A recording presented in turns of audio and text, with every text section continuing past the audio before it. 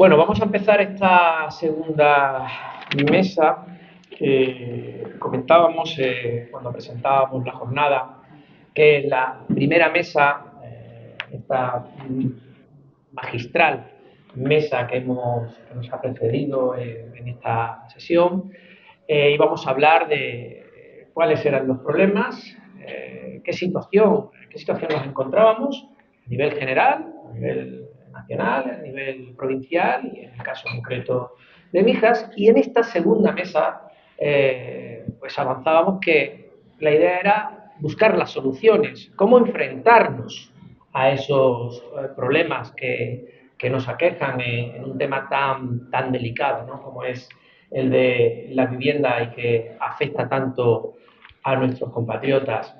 Esa es la idea que tenemos en esta segunda mesa, que hemos titulado, si al principio hablábamos de tormentas, señalaba que se me había ocurrido a mí la idea de ponerle la tormenta perfecta, efectivamente, porque se conjugaban varios factores que hacían la situación especialmente crítica. Se ha mencionado la palabra dramática y es la realidad. Pero cuando pensaba en el segundo título para la segunda mesa, pensaba, bueno, después de la tormenta viene la calma, ¿no? Pero ¿realmente vendrá la calma? Está claro que en manos del bipartidismo no tendremos calma. Seguirá esa tormenta y cada vez la hará más perfecta, para desgracia de todos. Pero esto es DENAES, Defensa de la Nación Española, y también es Vox. Entonces nosotros estamos aquí para trabajar para que llegue esa calma, ¿no? Esa calma que ponga remedios a todos estos males a los que nos tiene condenado nos condena el bipartidismo a lo largo de tantas décadas. Para hablar de esto, he puesto un título en el que hemos utilizado dos palabras pues que reflejan esa idea: defender la propiedad y recuperar la vivienda, seguridad jurídica y políticas eficaces. Para hablar de ello, tenemos en esta segunda mesa a mi izquierda a Marta Castro. Marta Castro es abogada, es coordinadora jurídica de Vox y creo que todos la conocéis porque representa esa batalla jurídica que tan productiva y que tan bien se da por parte de nuestro partido, de Vox. Te agradecemos, Marta, tu presencia hoy aquí en Mijas. Sé que estás siempre muy atareada y no es fácil, y sobre todo lo difícil que nos ponen llegar a Málaga, ¿no? Es doblemente difícil. Eso se lo podemos agradecer al señor Moreno Bonilla y se lo podemos agradecer también al señor Puente. Tenemos aquí a mi derecha a Patricia Rueda. Patricia Rueda es nuestra diputada nacional por la provincia de Málaga, gran conocedora de Málaga y de su provincia y de sus gentes, y a la que también le agradecemos que nos acompañe esta tarde. Y bueno, no has tenido que venir de tan lejos, de aquí cerquita, y estás en tu casa, que es también Mijas. Y la extrema derecha, ¿no? Me estoy hablando. Sí, Iván, te toca hablar de extrema izquierda, de extrema derecha. Tenemos a Antonio Sevilla, que es el diputado regional en el Parlamento Autonómico. Ahora ya estáis licenciados, ¿no?, pendientes de renovar ese puesto en el Parlamento andaluz en las próximas elecciones, porque es nuestro flamante candidato por la provincia de Málaga para estas elecciones autonómicas que se celebrarán el próximo 17 de mayo. Agradecerte también tu presencia hoy aquí. Y bueno, vamos a hablar de este tema, y para empezar le voy a ceder la palabra a Marta para que nos vaya situando, ¿no?, esas posibles soluciones desde ese marco jurídico que es tan necesario para enfrentar todos estos problemas que hemos visto en la anterior mesa. Adelante, Marta. Bien, pues muchas gracias, Juan Sergio. Primero, dejadme agradecer el lío en el que habitualmente me metéis. Como han hablado antes en la otra, el lío, pues lo agradezco. Que me hayáis liado, gracias a DENAES, a Iván y a Juan Sergio, y desde luego también gracias a todos los que estáis hoy presentes aquí, que a pesar de que venimos a Mijas esperando sol y me parece igual de bonito y magnífico que cuando me estáis diciendo de es que vaya día más malo, no nos va a apetecer salir. Bueno, pues gracias por venir porque me parece fabuloso y una ciudad, pueblo magnífico. Bueno, gracias por esto y también gracias por haber tenido la ocasión de escuchar a los magníficos ponentes de la otra mesa. Creo que han dejado muy claro y me parece muy ambicioso darnos a nosotros aquí la solución, dar la solución. Y me ha parecido mucho mejor lo que me has dicho, Juan Sergio, marcando mi intervención, pues dar un poco los aspectos jurídicos de esas soluciones que desde luego no van a venir de la mano del bipartidismo como estamos viendo y que también aprovechar pues para dar unas grandes pinceladas sobre sobre lo que voy a intervenir, precisamente aprovechando pues, la polémica que está surgiendo o que en la que nos quieren meter de nuestro enfoque de los problemas, de cómo vamos a solucionar los problemas de los españoles, en un principio que a mí me parece acertadísimo, y lo digo tanto del aspecto político como desde el aspecto jurídico, que es prioridad nacional. Y esta prioridad nacional creo que es un principio inspirador. Luego hablaré un poco más de cómo lo veo jurídicamente, pero primero quería empezar del primer tema, partiendo desde abajo, desde el tema de la vivienda. Bueno, la verdad es que la conferencia anterior ha sido bastante inspiradora, especialmente si vosotros sabéis a Carlos Quero, de dónde viene, hablábamos de los barrios, de cómo su experiencia personal y cómo su conocimiento no es algo que haya surgido de la nada, ni tampoco todas las posiciones de Vox. Y es que por si no lo sabéis, una de las obras que Carlos, que ha escrito es sobre los toldos verdes. Decía, bueno, pues es que yo soy de esos barrios de toldos verdes. Hablaba que se generaron en barrios, Carlos, como ves, es que justo, o sea, en toda España, como mis padres vivían en esas casas de toldos verdes que pudieron comprar con esfuerzo, con ahorro y sorprendentemente en poco tiempo, porque avanzaron económicamente gracias a muchas de las ayudas que el Estado, en esa aplicación de su responsabilidad, lograron que muchos españoles en toda España, pudiésemos tener una clase media potente que tiraba de todo el carro del PIB del resto de los españoles. Bueno, pues ahí, como veía ese reflejo, pues me ha inspirado precisamente a empezar así la conferencia para ver cuál es la situación general. Y hablabas de las primeras palabras de esta conferencia era defender la propiedad, cómo la seguridad jurídica era necesaria. Y aquí lo he pivotado y yo creo que todo se genera descendiendo a cuáles son las soluciones que de verdad ya está proponiendo Vox en tres disquisiciones. Hablamos del derecho, ya lo ha avanzado Ricardo también como jurista, el artículo 33 del derecho a la propiedad, el derecho de la vivienda también, del artículo 47 como un principio rector, y esos tres pilares son también el domicilio, como el artículo 18 de la Constitución española habla de estos tres pilares.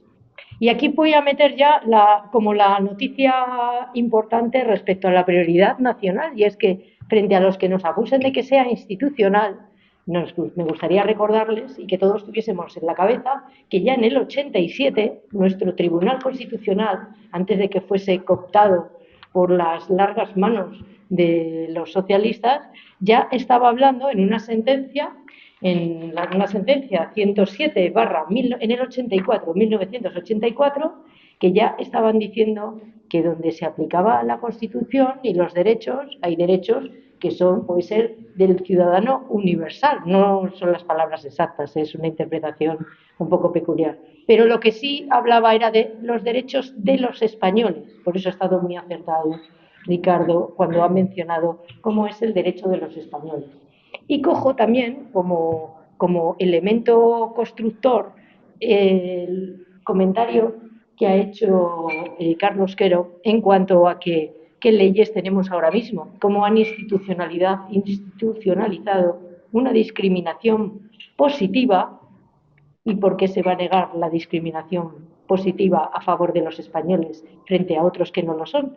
O sea que creo que se pueden ir creando muchos argumentos para dotar de herramientas que puedan criticar a los que nos critican, por los que lo que hemos hecho es una interpretación de cómo se puede aplicar estas políticas que Vox, como las medidas que han propuesto de las rebajas del IRPF, las ayudas fiscales, las ayudas a los jóvenes, del impulso de la vivienda social, incluso tratar los temas dentro de esos 3 puntos que he marcado, incluso tratar los temas del empadronamiento, que está directamente vinculado al arraigo.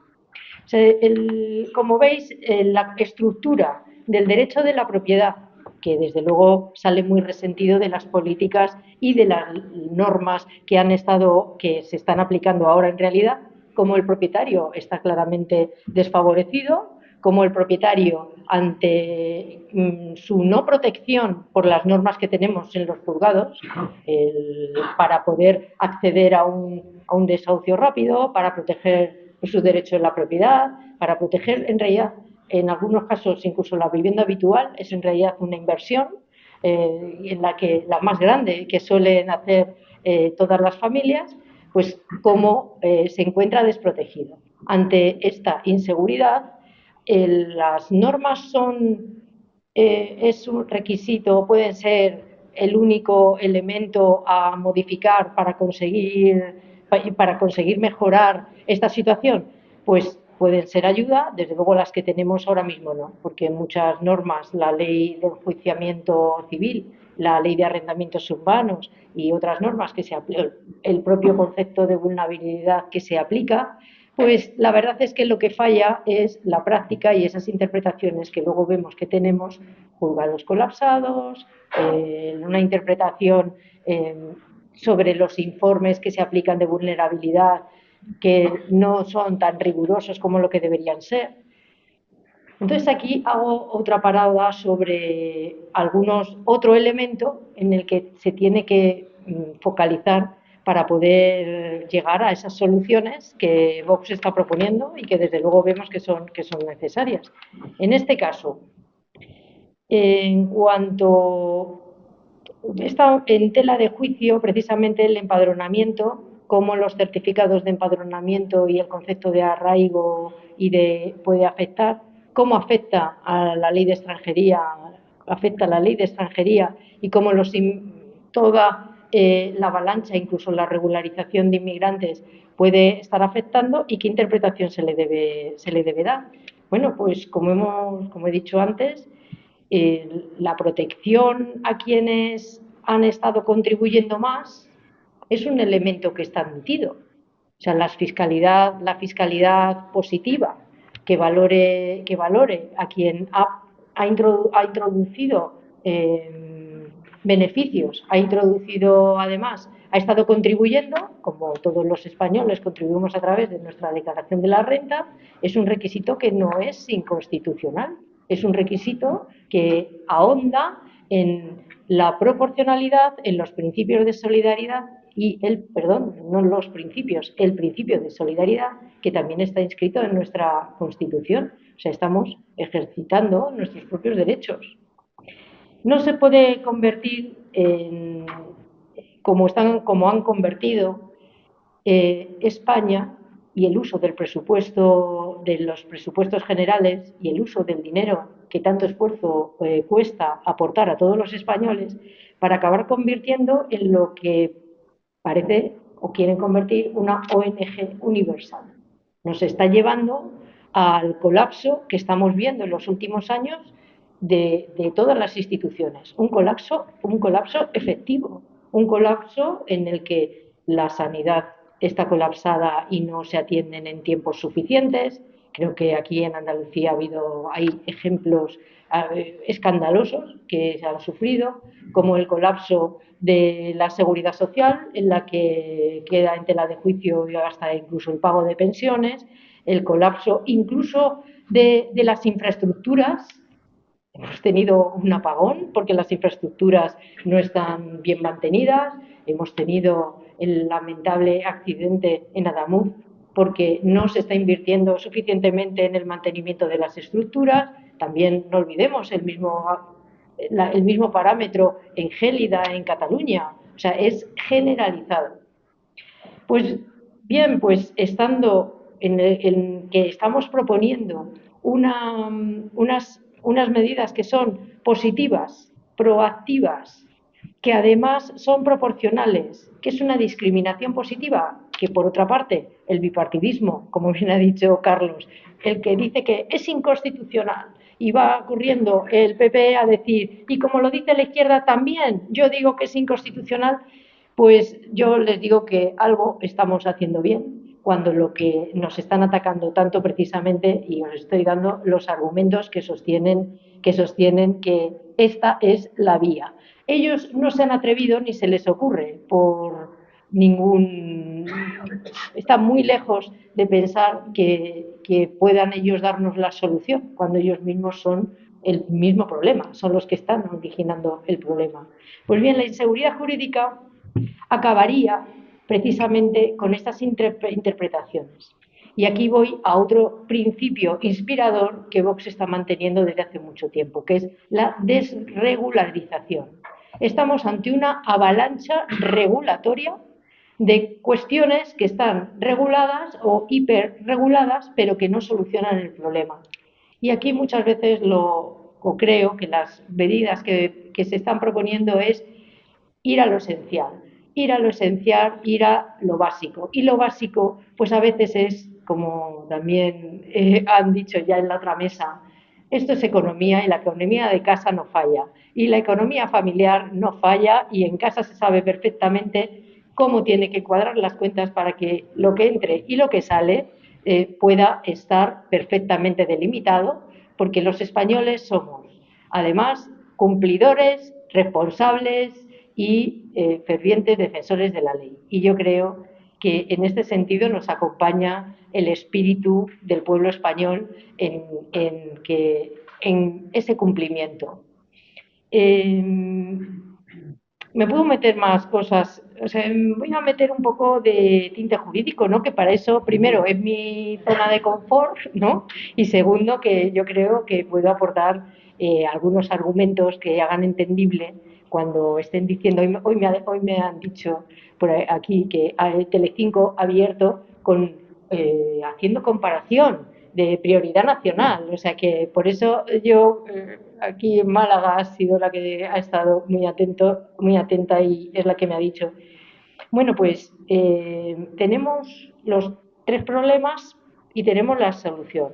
Inseguridad jurídica, que tenemos en los desalojos, la intiocupación y luego algo que a mí desde luego me parece clave atajar, que son los empadronamientos.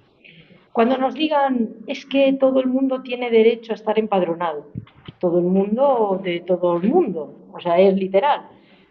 Sí, el mundo tiene, o sea, toda persona que llegue a un país tiene que estar empadronado porque es una medida de control, pero sirve realmente el empadronamiento para lo que no puede servir es para desnaturalizar cuál es su propio contenido y para utilizarlo además de una manera no solo ya irregular como se están utilizando, sino como un medio de adquirir derechos que de otra manera no se podrían adquirir si no es con el paso del tiempo o con cumplimiento de unos requisitos. El padrón es un registro estrictamente demográfico y la utilización del padrón, por eso el padrón no puede servir ni para obtener la residencia ni para obtener unos beneficios cuando no estén con otros añadidos a otros requisitos, el acceso a las subvenciones y como vamos a ver también el acceso, por eso puedo hablar del el acceso incluso a una residencia, como en la próxima regularización de los 500.000 inmigrantes. Ya Vox ha recurrido, además de otras asociaciones también, y que Vox ya está manteniendo que está vulnerando todos los principios básicos regidos en nuestra Constitución, que además son los principios rectores que obran en todas las sociedades democráticas. Bueno, pues el padrón mal utilizado pues no puede ser un elemento de prueba del arraigo.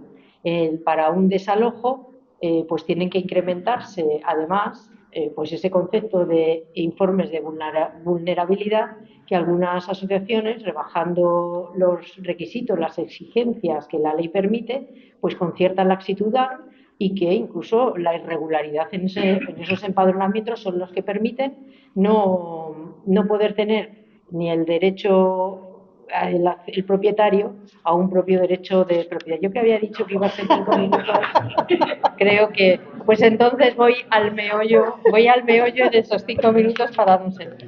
Pues es que lo que me interesa, más que el análisis que creo y efecto que lo han hecho y lo conocéis de primera mano, me interesaba dar esas pinceladas de cómo no es absolutamente inconstitucional, cómo no es inconstitucional de ninguna manera, absolutamente, nuestro principio de prioridad nacional. Y aquí tengo que poner, siempre voy al cuadro comparativo, voy a hacer 5 minutos.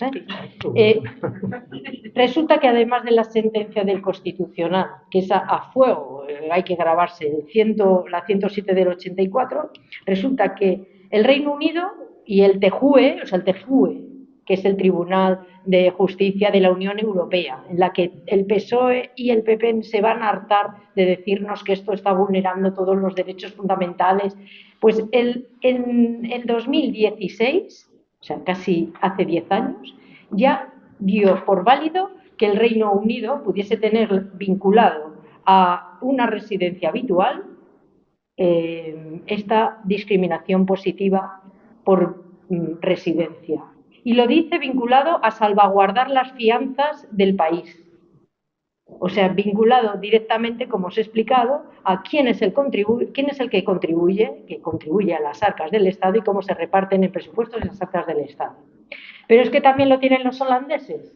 El Países Bajos también han vinculado y vinculan en su normativa como las viviendas sociales, el acceso a las viviendas sociales, tema nuclear que habéis estado aquí hablando, como el acceso a las viviendas sociales tiene que ser a las personas que cumplan unos requisitos durante más de 10 años, vinculadas a donde están viviendo y que además sean holandeses. La diferencia es que en Holanda tiene un 29% de vivienda social y en España tenemos un 2, iba a decir un 1,6, pero nuestro parlamentario de cabecera está exactamente poquísimo con que se ha parado. Austria, europeos, 2 años en la ciudad, ingresos y una antigüedad. Y Francia, pues también una exigencia de los requisitos para el acceso a todas esas ayudas. Entonces, ¿por qué el PSOE y el PP, el bipartidismo, nos dice que esto no es constitucional? Cuando estoy demostrando que no solo es constitucional, sino que, como les gusta mucho los países de nuestro entorno, como siempre ponen la comparativa, los países de nuestro entorno, pues es que ya lo tenemos en nuestra propia Constitución. Y aunque está muy bien que os ilustre con los países de nuestro entorno, eso lo que justifica es que ya nuestra Constitución estaba salvaguardando cómo los derechos de los españoles tienen que prevalecer, porque son derechos que están adquiridos, vinculados a la nación, vinculados al pueblo, y por lo tanto es una discriminación positiva que debe estar admitida, porque además todos son los ciudadanos españoles, son los que están contribuyendo al mantenimiento precisamente de todo el Estado. No pueden evitar la responsabilidad, y ya con esto acabo, el Estado no puede derivar la responsabilidad ni puede eludir sus obligaciones frente a ese principio de solidaridad en el que todos estamos contribuyendo. Con esto sí, aunque ya me ve, es claro, es que Juan Sergio está viendo mis notas y entonces está diciendo no va a pasar página. Así que, bueno, creo que estas son las ideas básicas que yo creo que puedo aportar para poder defender nuestro nuestro principio de cómo podemos ver vitalmente la prioridad nacional como un principio inspirador, no solo para la vivienda, sino para todas las políticas que se puedan poner en marcha, que en definitiva es el beneficio de todos los españoles. Muchas gracias.